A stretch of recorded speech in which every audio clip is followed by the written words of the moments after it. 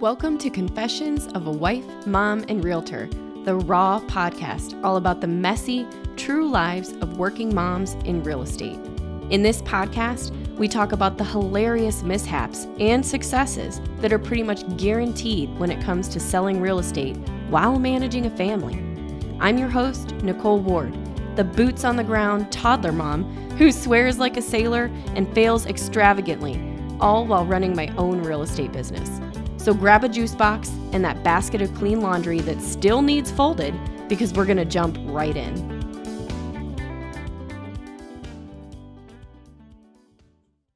All right, guys. So today on the show, we have Cyndi Foster. Hi. Hi. How are you today? Are you having a good day so far, mom life? Having a good day so far. You know, the 3 kids are home, so I'm trying to keep them outside so we can have a moment of silence. But other than that, we're doing good today. It's summertime, so the kids have to be home, right? Yes, absolutely. Yeah, my kids are 13, 11, and 8, almost 9. And so they're at that age where they don't technically need a babysitter, but they need a person of mediation. So, right. So I try to be that connection point where, my husband's on conference call, but I'm here to, get the conversations go from an argument to a conversation. Hopefully no one gets hurt in the process. So they can feed themselves. They can let themselves out back. You can lock them out of the house and not feel bad about it because they're old enough to. Right. They can fend for themselves. Right. Yes. So that's actually a really good question to start into. So, you said the ages of your kids are a little bit older, preteen. So tell me a little bit about yourself, your life, like where and how you got into real estate and how old your kids were at that point. Yeah, sure. Absolutely. So I started in the corporate world right out of high school. Okay. I started working full time when I was 18. Wow. Okay. Yeah. So it was kind of like go into it really quickly. And my husband, we were high school sweethearts. So he went off to Mount Union College and he got his 4-year degree there. Still together? Yep. We're still together. He's Love still that. the one. I'll keep him for a little bit longer. Right. Yeah.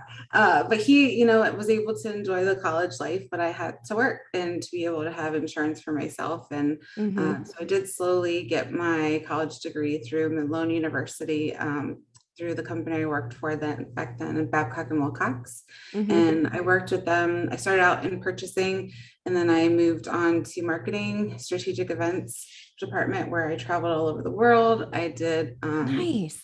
Yeah, it was amazing. This is all pre-kids, right? Yeah, this was pre-kids. Well, kind of. Yeah. So we got married in 2008. Okay. And a month after I got married, we got pregnant with my daughter, Carrington. Quick. Had fun on that honeymoon. Yeah. Well, I have endometriosis. So my doctor since I was 16 said I probably wouldn't be able to have kids. Gotcha. So we're going to try quickly since we've been together forever anyways, So yeah, we had my family over to watch the wedding video when it first came in and told them I was pregnant. Wow. So, what was the reaction? Did they all know that you were told you couldn't have kids? Yeah. Oh yeah. Cause I had several surgeries and they said, wow. So they knew it could be a possibility that they would never get grandchildren from me unless they were adopted. Okay. So it was pretty correct awesome. me if I'm wrong. You've got, a couple of years difference between each kid. Yep. So you guys just had 3 in a row and you were blessed with that family right off the get-go. Yeah, absolutely. It's definitely a blessing. And it's like Carrington was my oldest daughter. She's Carrington. And when she was 9 months old, I found out I was pregnant again with Carson. Wow. So, 2 under 2. Yeah. I know that life. I've got 2 under 2. Yeah. So then we ended up having Crew, and he's about 3 years difference from Carson. Took us a bit. I had to have surgery in between that one. But yeah, so we're definitely very blessed. And as far as that goes, definitely was a dream to be a mom always. And kind of funny that I always wanted to be a realtor. So it kind of it's kind of that's why I was excited about your podcast, to be able to talk about the 2 joys of my life, mutually exclusive for many, many, many agents. Yes. Being a mom, being a realtor, one of my favorite hashtags, realtor mom, right? Yes, absolutely. So how old were your kids when you got your real estate license? So my kids, so I've only had my license now for almost 4 years. Okay. So my youngest was 4. So I was Okay. in a job that I really didn't like. Hmm. I was hired for a position that I never got to do. Okay. It was kind of one of those things that, they liked me as an individual, but they didn't know what to do with me. And Gotcha. that kind of was like kind of my overall gut feeling of the corporate world is I Hmm. had the willpower, I had that burning in my stomach that nobody really knew how to utilize. Hmm. And for me to be given the opportunity to make more money when I'm working harder. Usually in the Sure. corporate world, if you're the one working hard, you just get all the extra work and you get the same Right. pay. So Right. You're just an employee. You're not a yes, business owner. You don't get a correct, say in anything. You are an right. employee. You're here from 9 to 5, do your job, go home. Yeah, Got yeah. it. And that's kind of how I felt. And I started selling Tupperware when Crew was, I think I was pregnant with Crew actually. So that Okay. was almost 9 years ago. And I continued to build my business with the Tupperware to where I sold over 100 grand in Tupperware. Holy cow. a Myself and my hundred grand in team. Tupperware. I That's a know. lot of Tupperware. Yeah, that's a lot of Tupperware. And my husband and I got to go to Hawaii for free, like just like crazy thing. And my husband finally was like, "Hey, Sen, you're a really good salesperson. Why don't we sell something that's more profitable than just a plastic bowl?" Right. And Makes that's total kind of, sense. Props to him. yes, yes. And it was nice because, we've always worked really well together as, Hmm. to provide for our family. And I had to have the insurance because my husband's company is based out of Pittsburgh and Okay. I had to have insurance for the family. And if we went anywhere here on their insurance, we would be out of network. So Gotcha. I couldn't go outside of that. But the Hmm. long story short, my husband's company got bought out by a big company. I have Hmm. great insurance, and that's when I got my real estate license to Okay. like Okay. finally pull the dream together. So you've Yeah. been doing it for 4 years. You pulled the Yep. dream together. You got, Yep. kids 4, 6, and 8 at this point, I believe. Yep. Okay. So, if you've been doing it 4 years, you're pretty successful. We've done a deal together before. Yeah. So Absolutely. how did you manage in the beginning, especially as a new agent, figuring all the things out? I mean, we can't know what we don't know in real estate. So Yeah. how did you start figuring things out, and how did you selling real estate and work your way up to being successful while having 3 kids? Yeah, that's a really good question. There are some days where I question myself, because Right. it's like you're taking that jump, especially coming from the corporate world where you're used to getting a salary pay. You get a paycheck every other week. Hmm. You knew what to expect. In the real estate world, you're just kind of like, all right, I'm doing this and, hope that it goes well. Right. Thankfully, throughout my career in the corporate world and with Tupperware and my kids, I've got a great group of people around me that love and Nice. support me. And thankfully, I had a couple of my friends very quickly give me listings, which, Nice. in the real estate world, you're like, like Right. this is gold. Thank you, Jesus. You know what I mean? And it's like, so it's kind of one of those things where I was thankful I had those couple first line in a row to where I was like, okay, I can do this and give me that vote of confidence. And I think that's the hardest part when someone first comes into real estate is they feel lost, and they just need that one vote of confidence to where they'll be Hmm. like, okay, I can do this. And But the I first deal is always the hardest. Oh, absolutely. So Yeah. if it's someone that you know and is willing to give you a little bit of grace with it, Right. because you had someone help you out and give you that listing in the beginning, that That, after you get that first deal done, you're like, I can do anything. I got yeah. this. Oh yeah, yeah, and it's like literally one of my first two deals, a listing of 425, and then the sale was 625. So like Wow. for me, like thinking like I think I can do this, and then to quickly have $1 million worth of sales, I was like, okay, like That's let's go. amazing, Yeah, especially considering in the area that you're in, which yeah, is Northeast Ohio, but specifically like Stark and Summit counties, yep, like the average sale price, I think it's raised in the last 2 years because of COVID. So it's yep, closer to 200,000 is the average sale price. But at the yep, time, the average sale price for Stark and Summit County, Ohio was 150,000, which is right, way different than the rest of the world. So if you got right. an average sale price of 150, and Yeah. you're over here selling a 450 and a 650 in your Yeah. first 2 deals. I mean, that's badass. That's I know. awesome. Yeah, that was like, hashtag mom is a baller kind of status, Heck yeah. Baller mom. I And think I that's going to kept be a like, new hashtag. yeah, Baller right. mom. Baller mom. Yeah. But it's like I keep telling myself, those ones are like the sweet spot in life. Yes. But it really, what drew me to real estate is just the fact that, I love to sell. I have a seller's mentality. Like even since I was a child, I was always trying to make a penny. That's something that my pap instilled in me for like, Right. I was like 2. I can remember like having garage sales with him. And before the garage sale would start, we'd go around to people's trash cans and find stuff that we could Oh sell. my gosh. So You're it's one like of you those. literally, when you have that built into you from birth, like it's just, you can't get away from it. It's just kind of one Oh, of those things. I feel like whenever I see somebody come around and pick something out of my trash, and my first thought is seriously, like leave my Right. trash alone. But then my second thought is, did I throw out something valuable? Right. You're like, wait a second, could I have Yeah, made something with that? Yeah. Yeah. exactly. Yeah, No, definitely. that's interesting. Really good. That's a really good perspective. Yeah. So, I guess I want to dive into a little bit more. I mean, we all know as moms in real estate that it's a shit show all the time. I mean, I can't even remember the last time something went so smooth that I was relieved that it went so smooth. I mean, it's kids, work, home, kids, work. Like, I mean, and everybody who works as a working parent knows this, but when you're running a business, you have that extra layer of stress of I have to provide and I have to continuously lead generate to earn income 3, 4, 5 months down the road.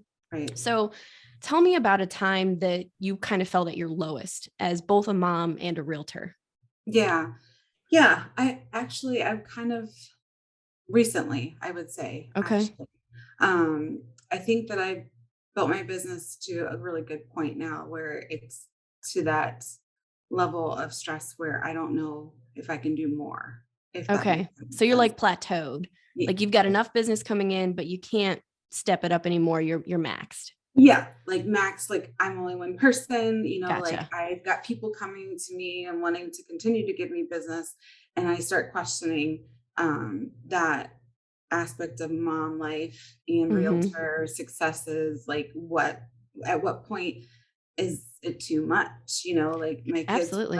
my kids are like, can you put your phone down? She's on another phone call, and it's like, it's kind of, I think that's at my right now is just kind of figuring out, what the next step is. And of course, like I've been Absolutely. looking into building my own team and things like that and trying to figure out, you know, where that fits in with my family. So I think Mm-hmm. that's probably the hardest part about being a mom and a realtor is just creating that balance. And that's why I got into real estate to begin with, because if the kids have a doctor's appointment or something, nobody's rolling their eyes at me or like saying, "Oh, did you take PTO for that?" Like the Sure. flexibility is amazing with having children, And I but it's think in just this kind of that. industry too, like, when and I hear you, I know what you're talking about too, because you get to a point where you have to decide, am I going to go to my kid's soccer game or am I going to go show this house or go to a listing appointment? And that is such a hard decision because if you don't go to listing appointment, you're potentially losing out on thousands of dollars of income that is going to put food on the table and pay for Right. soccer season. And then Yep. on the other hand, those are precious moments that we're never going to get back. One Right. of my favorite sayings, I'm going to shout out here to an old coach friend of mine. His name is Hank Avink. He's up in, I think, Michigan. Yeah, he's up in Michigan. He said something a long time ago, a quote that I will never forget. And he said, when you say yes to something, you're saying no to something else. Mhm. Always, like every decision that we make throughout the day. Like if I say yes to going to the bathroom for 10 minutes, then I'm saying no to 10 minutes of something else. Right. Right. Yeah. So it's the I same like that. thing. That's Mhm. what you're going through right now is like, what do you say yes to? And Yep. when do you start saying no? I mean, Right. that's a really tough decision. And managing a team, from the perspective of, I have a husband wife team. Dan and I, husband and wife, we're doing our own thing, but we're also looking at growing a team. And we've Yeah. really had to come to terms with, are we going to continue selling a ton of real estate, or are we going to step back, take a cut, hand out the leads to everyone else, and Right. just become a manager full time? Because Right. that's the difference between growing a team and selling real estate as a solo agent. Yeah, absolutely. And I struggle with that too because, not there's not a lot of people I've met that's like me that has that feeling. So I think it would be difficult, to find the right fit. So it's always like that inner struggle. But it's Hmm. like this was like my lowest part. It was 2 weekends ago that we had to go to Columbus for a tournament for my kids. Yeah. And I wasn't going to miss it. And I had a listing that was supposed to go live today, and they wanted to see a house on Friday, and I was in Columbus. And I told them, I could get someone for them, but they didn't like that I wasn't available, and I lost it. That's like the first time that I've Okay, lost let's dive something. into that. I have Yeah, to dive into that. yeah. So, was this a sphere referral? No, This was a no. cold referral. Yeah, they had seen a listing that I had done previously, and they really liked the way that I did the marketing and how it looked on their end, and that's how I got the Okay. lead. Yeah, So I think that's really important too. I mean, that is something that I think we all run into, and a mhm, huge difference between sphere related business and transactional or cold business. yeah, In our world, they're mutually exclusive. We're going to get a little bit of both. There are some agents that are mutually sphere, and there's some that are mostly transactional. mhm, Um, and that would be one of those situations where it sucks because you missed out on a commission on it, but at the same time, you made a decision that was the best decision for your family at the time. And I yeah, don't know if this is going to help you in any way, shape, or form, but yeah, I'm going to validate you. You made the right decision. They yeah, didn't deserve you as their agent yeah, in my mind. So I would say forget them and move on. yeah, yeah, It's yeah. tough though. I get it. Yeah, oh, yeah, and it's like and I know, like, I would not have it's not like I would have left and, gone to take that, but I also, at the same time, I do value my clients' time, and, so it's their home. It's Mm-hmm. a big deal. I don't take that lightly at all. So it's a constant struggle, that's for sure. But yeah, That's a that was big struggle.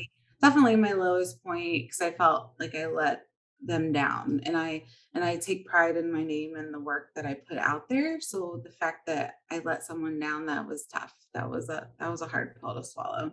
But Yeah. I'm okay now. I'm fine. Okay. We're good. We're good. Yeah. All right. It's in the past. We can't Yes. control the Right. past. No, we can't. So So it's let's true. switch gears then. Yeah. I want to take it out of that feeling of, the down feeling that you had there. Tell Yeah. me about one time, I'm sure you have many, but one time that you just felt really, really good. Like it was a really high moment for you and it was an awesome feeling. Yeah, absolutely. Probably the best hashtag mom realtor life, moment was in my first year of selling real estate. I was awarded the the Rookie of the Year award for Really? Goldfinger. Yeah. That's So amazing. yeah, it was pretty cool because it's of Ohio, Michigan, and those areas around here. And unfortunately, it was during COVID, so we weren't allowed to have a live meeting to get the award. And Gotcha. like, that's one of those awards that you're not really supposed to be told ahead of time. It's like a secret kind of thing. Yeah. So we had my family and I were just sitting over here watching it on the TV, the award ceremony, and they came up and they were like, Cyndi Foster Rookie of the Year 2019. And I was like, kind of taken back, but like didn't think much of it except for when I got a little emotional. The kids turned around, they're like, "You're a baller, mom." And I'm like, "I am. This is so cool." But it's like Yeah. it's like those moments where I see myself in their eyes as a success. That is Yes. like the best thing. And it's not to them, they don't care about the money. They don't know about the value. They just know that I'm working hard and I'm being successful at it. And that's just like the coolest part about being a mom and a realtor. You are paving a pathway for those kids to see what hard work and dedication really means, but you're not giving up the Yeah. most critical and value time with them at the same Yeah. time. I mean, what Yeah. better situation can your kids get than you for a mom? Yeah, that's what I Seriously. try. I mean, we're our worst critic, Right. but it's like, I do I feel like between my husband and I, we work really hard, and we want them to see that so that they can do better than us when it's their turn. 100%. That's a Yeah. great perspective. I really appreciate you telling me these stories today and talking today. If our listeners wanted to reach out to you for any reason, how would they get a hold of you? Yeah, they can contact me. It's Cyndi Foster. It's CYNDI, like Cyndi Lauper. And then I'm on Facebook. It's a public profile. Happy to reach out there. Or my phone is 330-936-7533. I'm always available. I'm always up late. Wine night starts at 10 o'clock. I'm usually awake till midnight. That's amazing. Okay. Well, thanks so much. I appreciate it, Cyndi. Yeah. This was an excellent conversation. I think that there's a lot of people out there that are probably feeling somewhat similar to you. So I truly appreciate it. And last but not least, Yeah. do you have any last minute quick tips or advice for other realtor moms out there? Um, yeah, just prioritize what your values are, but as far as being a successful realtor, answer your phone every time. you Good know you, advice. you never know. I mean, and we get a lot of spam calls, let's be honest, Yes. but it's like there's been so many times we're like, hey, you were the only one that answered your phone, let's get this listing going. I'm like, all right, so yeah, answer your phone. All Okay. right. That was really great advice. I appreciate you. And thanks to all of our listeners. Make sure you tune in next week. Stay tuned for a little preview of next week's episode. All right, thank you. Hey, mamas. Thanks for tuning in to Confessions of a Wife, Mom, and Realtor. If you liked today's confession, make sure you subscribe to hear more juicy stories from other realtor moms like you. See you next week.